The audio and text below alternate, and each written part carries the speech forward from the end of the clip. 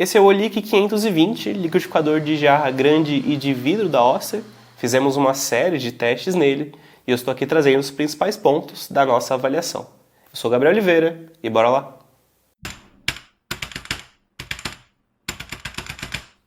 No passado avaliamos vários outros liquidificadores da Oster, sempre mais ou menos se mantendo na base de 1,25 litros de volume útil, mas ultimamente eles parecem estar mudando isso.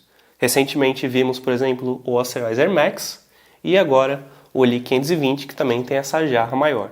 Além dessa versão você encontra a vermelha com 1000 watts de potência, a jarra um pouco menor e também 5 velocidades ao invés de 10. Até a boca vão 2 litros e 300, mas se a gente está pensando em volume útil, ele atinge 1 litro 750 ml, um pouco abaixo da marcação de máximo dele. Inclusive todas essas marcações apresentam um erro até considerável, cerca de 50 a 30 ml, podia sim ser um pouco mais precisa. A alça acompanha o vidro do resto da jarra, é bem espaçosa, tem uma pegada legal, enquanto que o bico, pelo outro lado, fica um pouco mais achatado. Às vezes, se a jarra estiver cheia ou você está tentando colocar o líquido de pouquinho em pouquinho, ele pode acabar escorrendo pelo bico e molhando a jarra, ao invés de escoar diretamente no copo. Então, ponto tanto negativo. A tampa de plástico mole, ela tem um anel de borracha para fazer a vedação. É uma vedação muito bem feita, por sinal. Raramente alguma coisa consegue escapar por aqui. No meio tem a tampa dosadora, na verdade é mais para fazer um respiro, porque a tampa em si não tem nenhuma marcação de volume, mas mesmo assim pode ser útil dependendo da receita. Ele é de acrílico transparente e se encaixa aqui sem nenhum tipo de vedação. Por sinal, a vedação da tampa às vezes acaba atrapalhando um pouquinho no processo de fechar, abrir.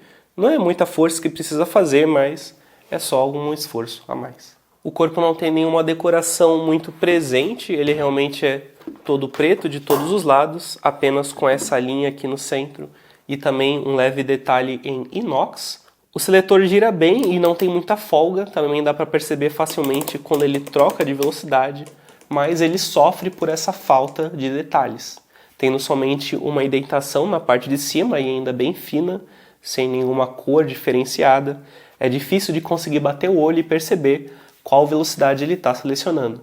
Olhando de cima, olhando de frente, a partir da velocidade 7, por exemplo, já nem dá mais para ver para qual número ele está apontando. Os números em si são pequenos, mas por serem brancos no preto fica contrastante e fácil de ler. Não é muito difícil conseguir encaixar a jarra no corpo.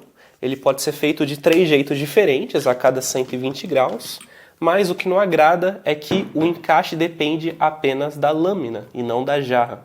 E aí, por conta disso, tem um problema grave de segurança que você consegue só encaixar aqui e depois de travado é possível ligar o produto. Além do perigo claro que isso representa, é curioso porque soluções para esse mesmo problema aparecem há alguns anos já na linha Osterizer, mas não foram trazidos para esse modelo. A lâmina em si são 3 pares, o gume de alguns acaba ficando invertido, que pode dificultar um pouco na limpeza, mas dá para lidar, até porque nenhum lado é pontudo ou serrilhado, o que acaba facilitando bastante.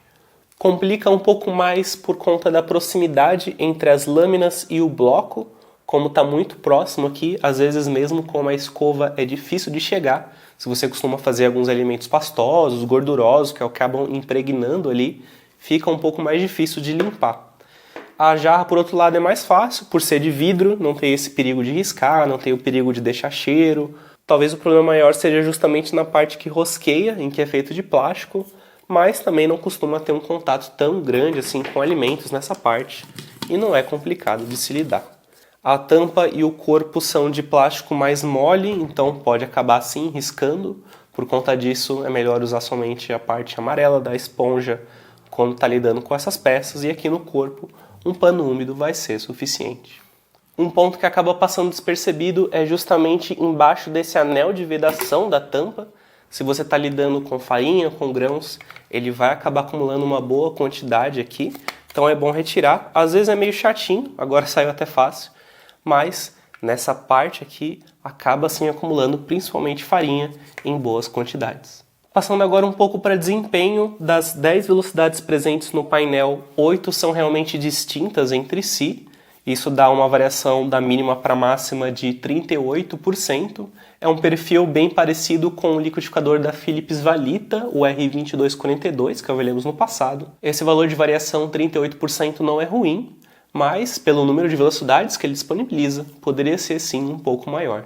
Agora no corte seco, ele também acabou ficando parecido de outro Philips Valita, o R2244, teve uma entrega bem parecida com ele. Agora esse resultado foi um pouco dividido, tinha sim uma quantidade presente de grãos não moídos, grãos não cortados, estava ali uma quantidade razoável, mas também uma quantidade bem adequada de farinha que foi entregue.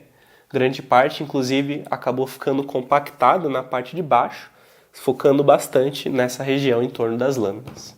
Esse corte dividido também se mostrou verdade no corte líquido, que é o corte com sucos e frutas.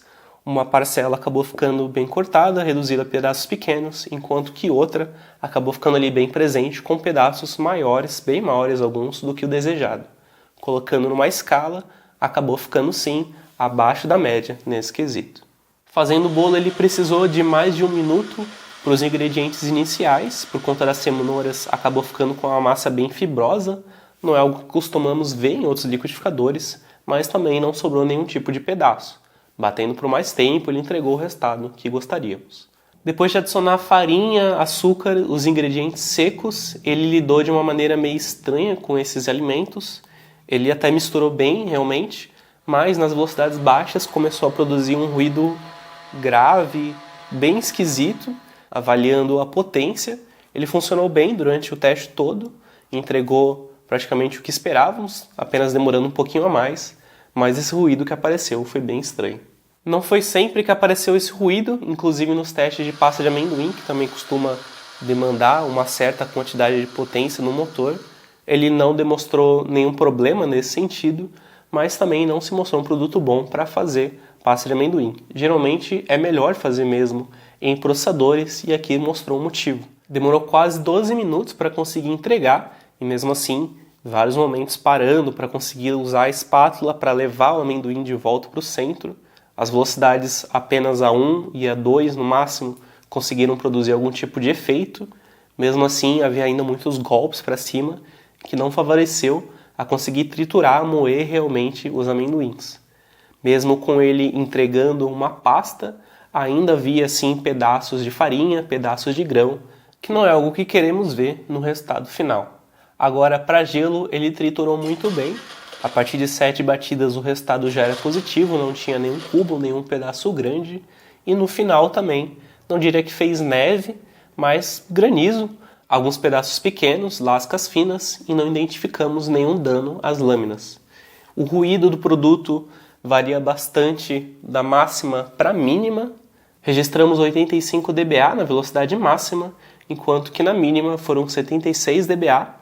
Mesmo sem nada dentro da jarra, com o produto rodando vazio, ele faz esse mesmo ruído mais grave, ele tem esse perfil mais grave. Parece preocupante, mas ao mesmo tempo parece ser apenas uma característica do produto e que ele funciona com esse ruído mesmo, nas velocidades mais baixas. Na base ele possui 4 pés de borracha, são bem fininhos, bem simples, talvez por isso a estabilidade é boa, mas a vibração não é das melhores, ele acaba vibrando, a menos que você está numa superfície muito bem fixada, ele acaba vibrando, às vezes até andando alguns milímetros quando está batendo alguma coisa mais pesada. Da parte de trás sai o cabo de alimentação, é bem curtinho, tem somente 78 centímetros de comprimento. Podia ter também um lugar para enrolar o cabo, mas infelizmente também não tem. Pessoal, esse foi o Leak 520, me digam o que vocês acharam e como vocês receberam essa jarra de vidro um pouco maior. Eu vou ficando por aqui, mas se você acha que faltou alguma informação, com certeza está na avaliação completa lá no site da Arpija com fotos do produto também. O link para isso está aqui na descrição e também se você estiver interessado, tem links de preço. Até a próxima!